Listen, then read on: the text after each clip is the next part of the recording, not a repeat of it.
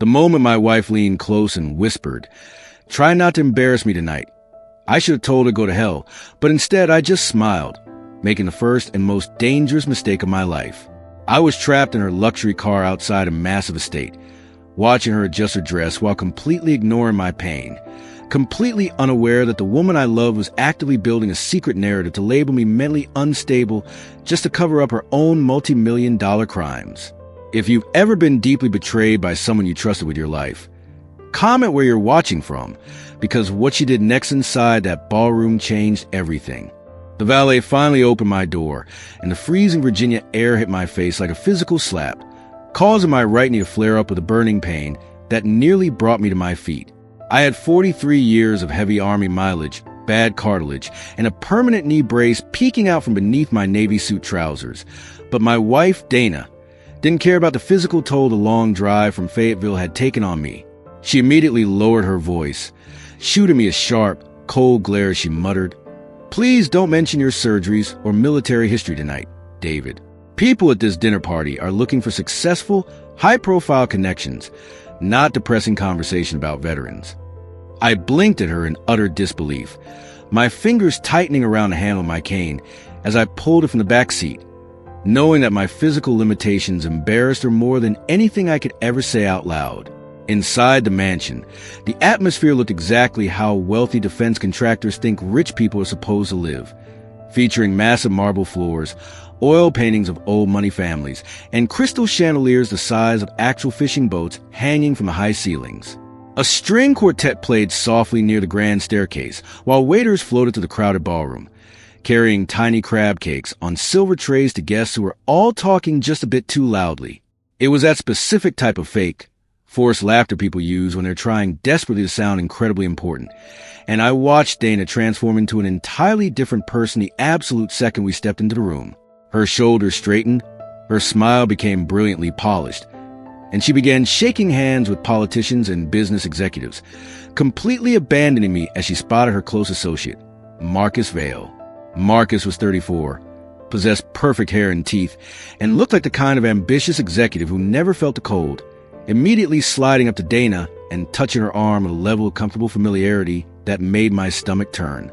When Marcus finally noticed me standing slightly behind them, leaning heavily on my cane, he gave a polite but clearly forced laugh, asking, "Oh, can you tell me what it is you do now, David?"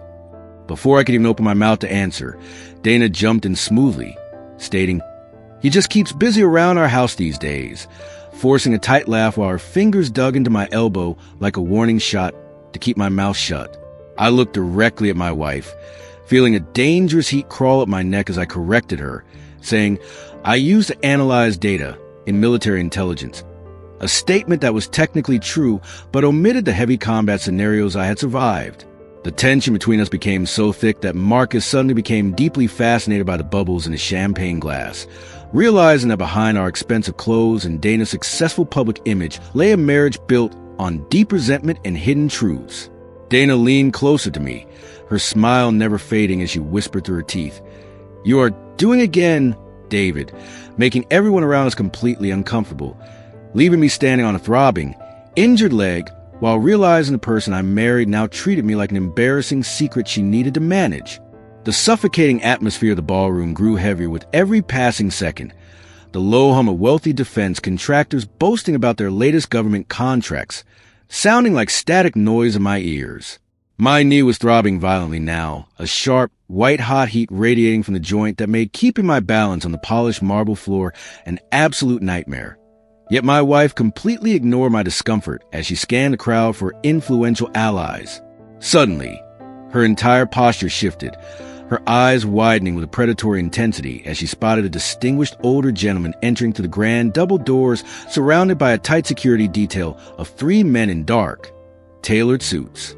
It was General Thomas Holt, a legendary retired 4-star commander, cable news military analyst, and board member on half the major defense corporations in America, a man whose formidable reputation always arrived in a room long before he did. Dana had spent the last 2 weeks talking about this specific fundraising dinner, as if it were the ultimate turning point for her firm, and she immediately stepped forward into his path, her face lighting up with a rehearsed expression of deep respect as she called out, "General Holt, Sir, it is an absolute honor. To her absolute shock, the legendary commander walked right past her without slowing down a stride, his gaze entirely bypassing her outstretched hand as his eyes locked directly onto me standing a few feet behind her. A heavy, collective silence seemed to fall over our section of the room as General Holt stopped dead in his tracks, his weathered face breaking into an expression of genuine, profound recognition that had absolutely nothing to do with polite high society networking. "Well, I will be absolutely damned," the old soldier said softly, stepping forward to clasp my right hand firmly in both his weathered palms, his eyes shining with a deep, unspoken history that dated back to the worst days of the war. "Valkyrie," he stated, utilizing a call sign I had not heard spoken aloud in years, causing a tight, emotional knot to instantly form deep within my chest as I swallowed hard and managed to reply. "Evening, General. It has been far too long." Dana stood frozen between us, her mouth slightly open as a nervous, completely forced chuckle escaped her lips, her eyes darting back and forth as she interjected, "Wait, you two actually know each other?" General Holt completely ignored her question, keeping his intense focus locked entirely on me as he addressed the nearby tables in a voice that carried clearly across the quiet ballroom, saying, "Gentlemen, we have all been waiting for an opportunity to meet this man, because Valkyrie served our country under harrowing conditions that most individuals in this comfortable room would not survive for 10 minutes. I felt the weight of every single eye in the massive ballroom instantly shift away from my wealthy wife and lock directly onto me, while Dana's face completely drained of color, her fingers trembling against her designer purse as she realized the man she had been introducing as a simple domestic helper possessed a legacy that commanded the ultimate respect of the highest military authorities in the nation. She stared at me as if she were suddenly standing beside a total stranger, her mind desperately racing to comprehend the massive wall of secrecy I had maintained throughout our marriage, while I simply looked back at her with a calm, steady gaze, knowing that the fragile illusion of control she had spent years building over my life had just shattered into a million unrecoverable pieces in front of the very people she desired to impress. The overwhelming pressure of the crowded ballroom became entirely too much to handle, forcing me to retreat toward the quiet sanctuary of a massive marble bathroom downstairs just to catch my breath and escape the suffocating weight of everyone's staring eyes. I locked the heavy wooden door behind me, leaning my weight against the cool stone sink while staring into an enormous, brightly lit vanity mirror that offered absolutely no mercy to my exhausted reflection. I looked like a 43-year-old veteran who had spent the best years of his life surviving unspeakable horrors overseas, my right shoulder sitting noticeably lower due to an old shrapnel injury, while a jagged white scar peeked out from beneath my collarbone, serving as a silent reminder of things my wife had long stopped looking at.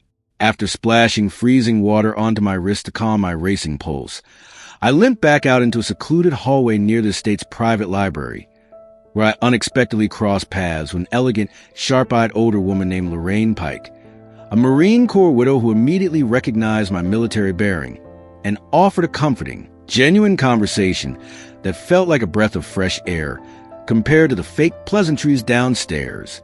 We stood near the shadow of the library's half-open door, discussing the quiet isolation that comes with classified service, when a distinct sound of familiar voices drifting from inside the room caused me to freeze completely in my tracks.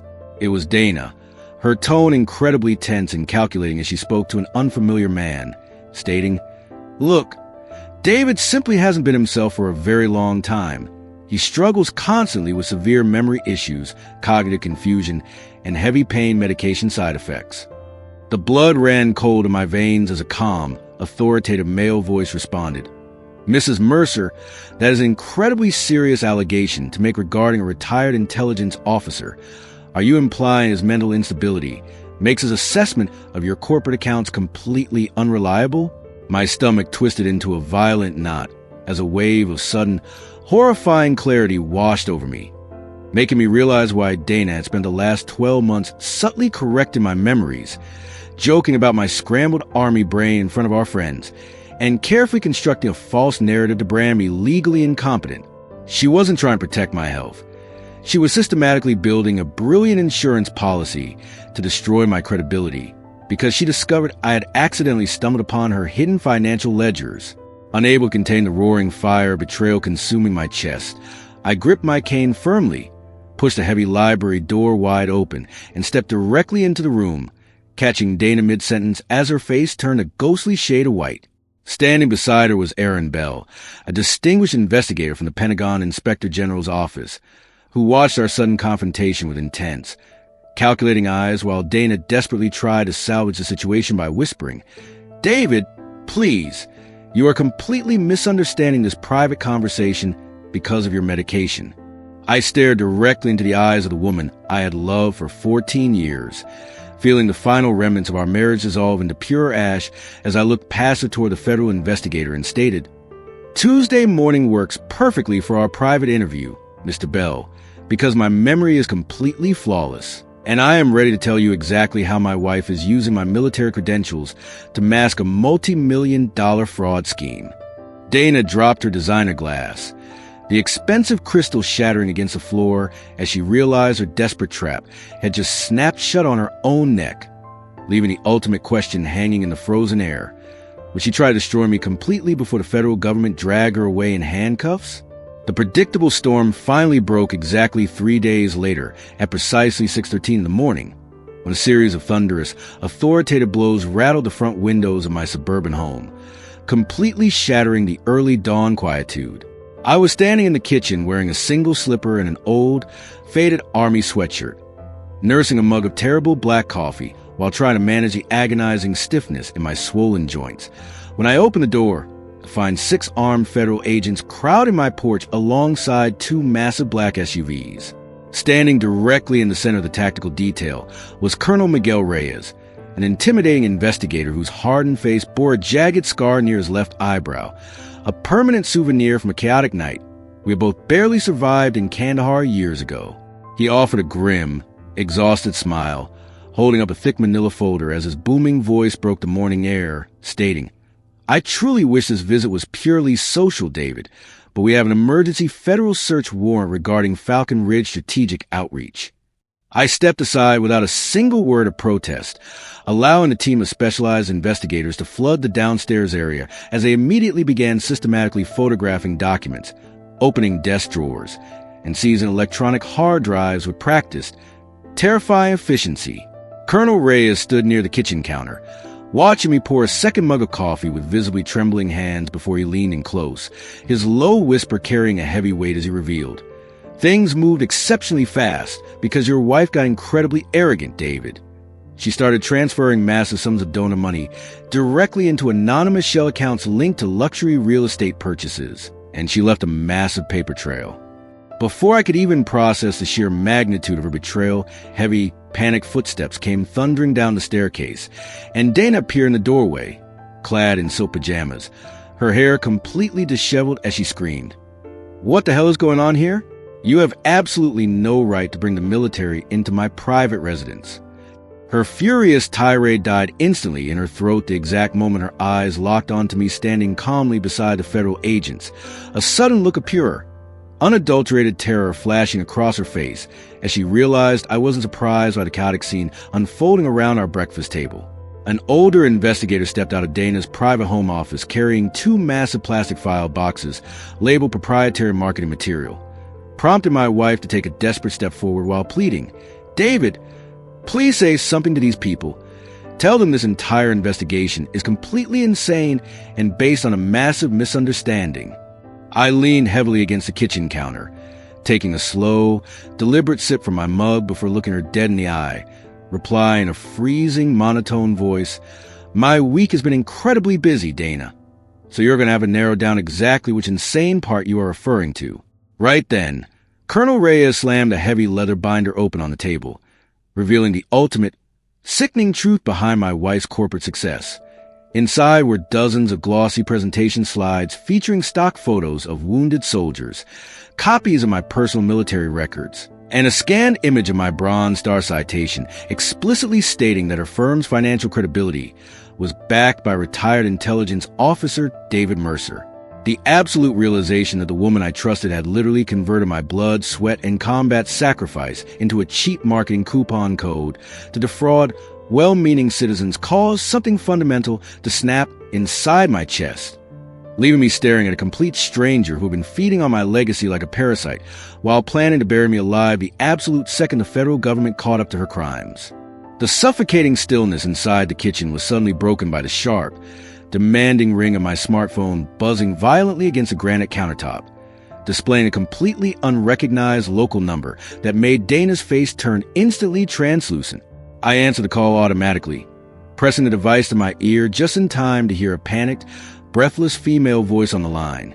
It was Marissa Vale, Dana's glamorous corporate business associate, who didn't even wait for a greeting before blabbing everything. "David, you need to listen to me incredibly carefully because the federal investigators just locked down our main headquarters, and I've already given them absolutely every single piece of encrypted data to protect myself," Marissa confessed, her voice trembling with pure terror. I handed over the hidden emails, the offshore bank transfers, the fabricated veteran outreach reports, and hotel receipts from our private trips together. "But there is something far worse that you need to know right now." Dana instantly realized who was on the other end of the line and lunged across the kitchen tiles like a wild animal, her fingers clawing desperately toward my arm as she shrieked, "Hang up that damn phone immediately, David. Do not listen to a single word that treacherous snake tells you."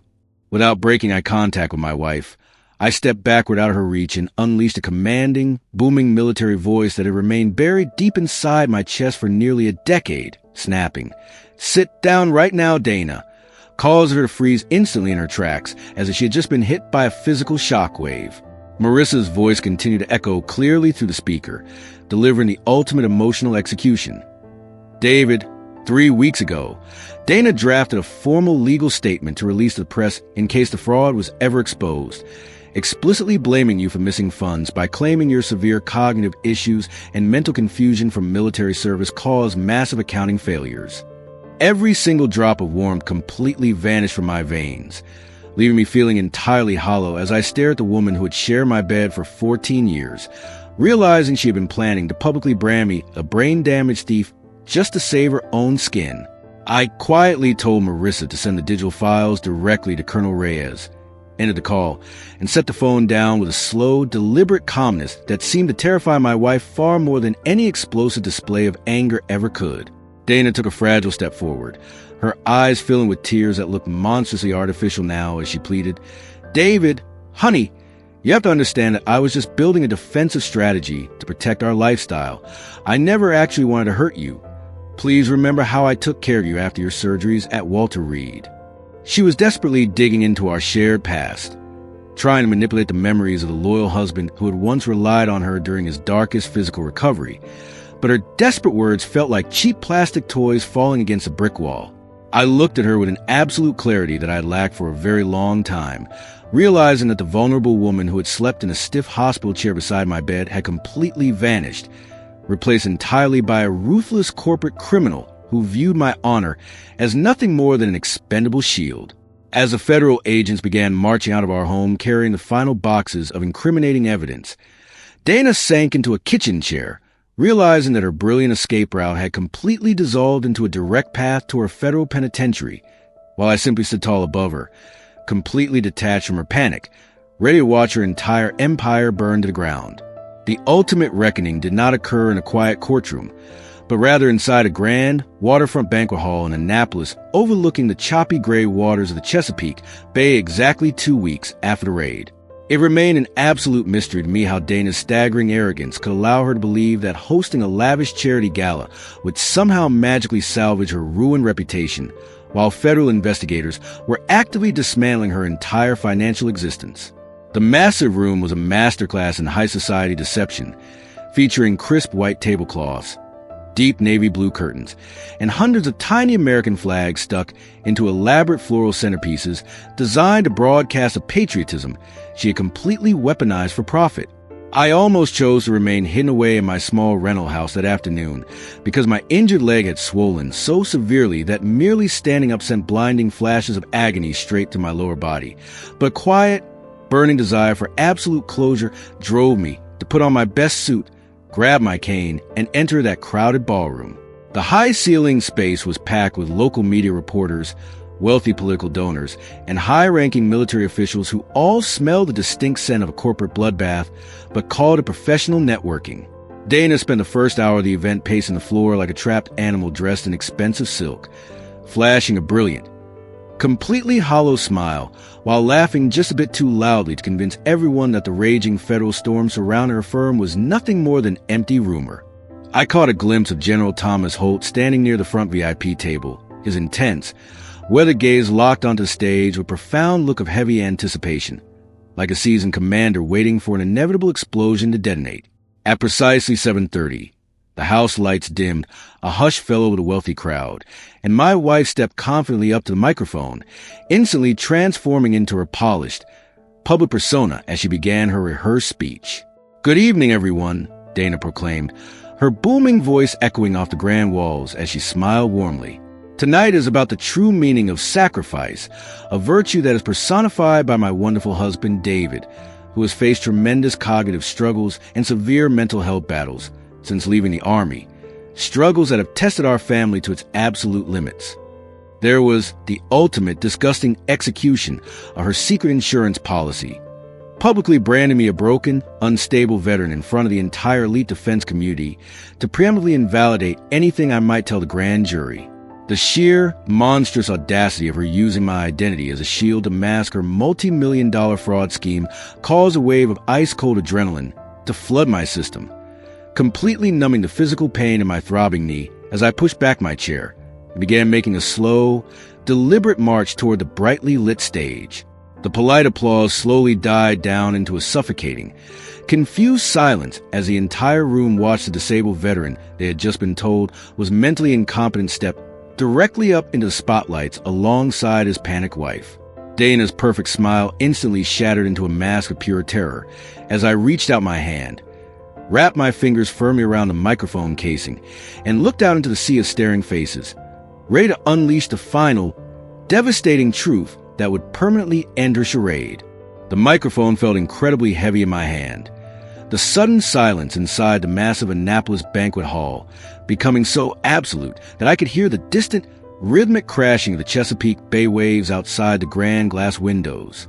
I looked out into the crowd of elite military commanders, prominent politicians, and local media reporters, feeling the freezing adrenaline completely lock my posture into a stance of absolute authority that I hadn't utilized since my final deployment overseas. "My name is David Mercer," I stated, my deep voice booming to the high-quality speaker system with a calm, unbreakable steadiness that instantly contradicted every single word my wife had just uttered about my mental state. Some of you in this room once knew me by a completely different call sign when we were tracking enemy movements in high-threat combat zones, a name that carried a weight of absolute honor. From the front VIP table, General Thomas Holt stood tall, his legendary face set an expression of profound respect as he looked directly at me and called out in a loud, clear voice, "Valkyrie." A wave of low murmurs instantly rippled to the rows of tables as several senior officers recognized the weight of that classified title, while Dana stood frozen beside me, her face turning a ghostly shade of green under the bright stage spotlights as her fingers dug frantically into the wooden podium. I did not look at her. Instead, I kept my focus locked on the audience as I continued. I spent 14 years making myself incredibly small so that my wife's corporate ego could feel infinitely large, believing that my quiet compliance was a form of marital loyalty. But I now realized it was simply giving her permission to convert my military record into a cheap fraudulent coupon code. The room shifted violently, a collective gasp echoing off the walls as I reached into my jacket pocket, pulled out a single folded document from the Pentagon Inspector General's office, and held it high for everyone to see. At precisely 4:30 this afternoon, Falcon Ridge Strategic Outreach had its primary corporate bank accounts frozen pending an official federal grand jury indictment for multi-million-dollar wire fraud and embezzlement of charitable funds. I announced, the devastating truth hanging in the air like a localized explosion. Dana completely lost her composure, lunging forward to grab the microphone from my hands while whispering through her teeth, "Stop this madness immediately. David, you are completely destroying our entire lives." I pulled the device out of her desperate reach, looking down at her with profound, freezing pity as I replied clearly into the open mic, "No, Dana. I am simply turning the lights on so everyone can finally see exactly who you are." General Holt did not say a single word.